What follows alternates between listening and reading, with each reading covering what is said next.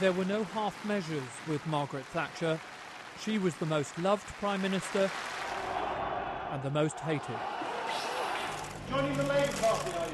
The one with the strongest influence, surely. Yet the most vilified too. Yes, I will have a steak. How'd you like it? Oh, raw, please.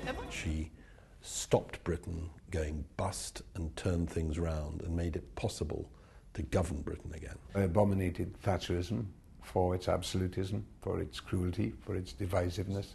She was undoubtedly a remarkable Prime Minister. One has to put her among the major figures of the 20th century without a doubt.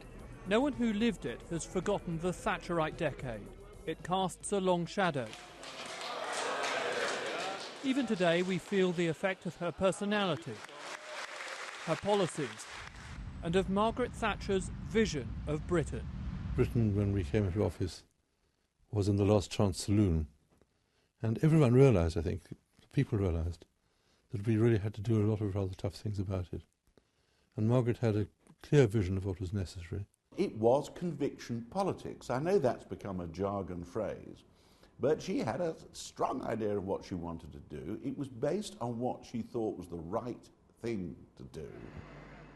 Strange to think it now, but they underestimated Margaret Thatcher at first. Ted Heath never got over being dumped for an upstart grocer's daughter. The grand old Tories were slightly baffled by her sudden rise. When Labour was swept from office in 1979, the country didn't really know what to expect. Where there is discord, may we bring harmony. Where there is error, may we bring truth. Where there is doubt, may we bring faith. And where there is despair, may we bring hope.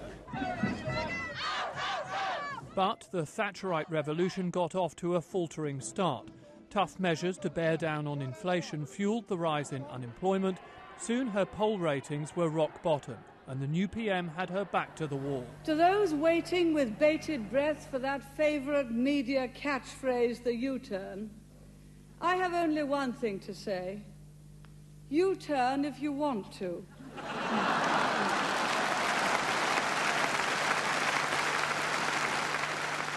The ladies not for turning. That obdurate spirit would soon be put to the test in an unexpected arena. When the Argentinian General Galtieri ordered his troops into the Falkland Islands, he could have had no inkling of the determination with which Margaret Thatcher would coordinate the British counter-offensive. It was a very, very brave thing to do against all the odds, 12,000 miles. And we now know that probably if one more capital ship had gone down, the whole response of the British to the Argentinian invasion would have failed.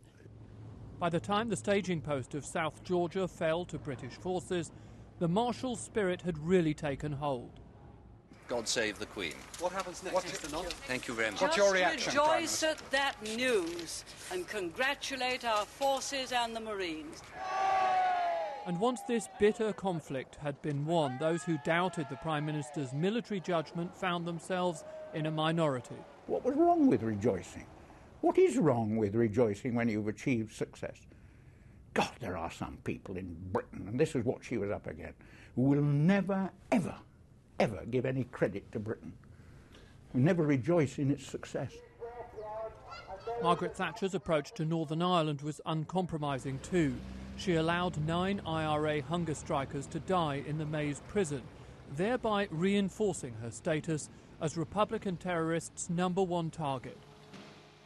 In Brighton, they came perilously close. But in retrospect, for all the bloodshed among those near to the Prime Minister, the bombing succeeded principally in carving a further chapter in the burgeoning Thatcher legend. The fact that we are gathered here now, shocked, but composed and determined, is a sign not only that this attack has failed, but that all attempts to destroy democracy by terrorism will fail. Confounding powerful foes was becoming a Margaret Thatcher trademark. She remembered well how striking miners helped defeat the Heath government, and if she now relished the prospect of grinding down the miners' leader, it was no less than he'd have wished for her. There was a conscious effort to build up the coal stocks, to make sure there were contingency provisions made. Fortunately, she was a good strategist. Scargill was the most incompetent leader of an army that I've ever encountered. To call a coal strike at the beginning of the summer, to alienate all the coal miners in my constituency and the rest of Nottinghamshire by not holding a ballot, he could not have played his hand worse. The country was divided by a drawn-out and pitiless dispute. The spectacle of trades unions being brought painfully to heel angered some. For others, it was a vital step, clearing the path for business, enterprise and wealth creation. I'll do my bit. I know you'll do yours. My name is Rio and she dances on the sand. Thatcherism was now reaching its high water mark, a run of privatisations, yuppies, conspicuous consumption, the works. These British Gas shares, did you know they'll be publishing a prospectus on November the 25th? I didn't. If you want to apply, you can reserve one over the phone. If you see Sid, tell him, will you? And the Prime Minister's band of admirers spread far and wide, none more devoted than Ronald Reagan. Margaret ended our first meeting by telling me we must stand together. And that's exactly what we've done. Margaret Thatcher had been among the first to urge Reagan to deal with the Soviet reformer Mikhail Gorbachev, and as the wall fell, it was widely viewed as a victory for her and her American partners' staunch defence of freedom. As Margaret Thatcher's reputation overseas soared, at home she was losing her grip. With opposition to her poll tax project at fever pitch, the Iron Lady began to look obstinate and out of touch. The single most unpopular policy that any government has followed for as long as I can remember. The real tragedy is Cabinet colleagues deserted her and stuck the knife in. it's rather like sending your opening batsman to the crease, only for them to find, the moment the first balls are bowled, that their bats have been broken before the game by the team captain. Michael Heseltine's subsequent challenge for the leadership holds the Prime Minister below the waterline, though at first she wouldn't admit it. Where's the microphone? It's here. This is the microphone. Naturally very pleased that I got more than half the parliamentary party and disappointed that it's not quite enough to win on the first ballot. So I confirm it is my intention to let my name go forward for the second ballot. We had one of our typically robust conversations. She said, "You're being defeatist." And I said, "But you've been defeated. I'm not being defeatist. You won't win a second ballot. The party wants you to stand down." And so, to her evident bewilderment, the party turfed its true blue champion out on her ear. Ladies and gentlemen, we're leaving Downing Street for the last time after 11 and a half wonderful years, and we're very happy that we leave the United Kingdom in a very, very much better state than when we came here 11 and a half years ago.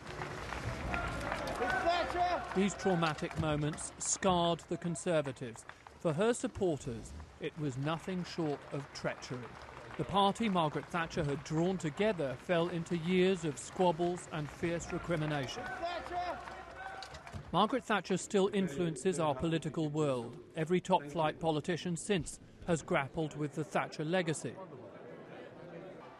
Tony Blair's sweeping victory came after he had reconciled his party with great swathes of the Thatcherite project. Another Labour Prime Minister who had fought her tooth and nail later claimed to have inherited her mantle of being at heart a conviction politician. And David Cameron's route to office was smoothed by a repudiation of the rough edges, the perceived selfishness at the heart of Thatcherism. She, of all modern-day politicians, is the figure against which others measure themselves, measure their aspirations, measure their achievements. Listen to everyone. I must go down and talk to them. It's an unforgiving business. If truth be told, there aren't many who benefit from comparison with Margaret Thatcher.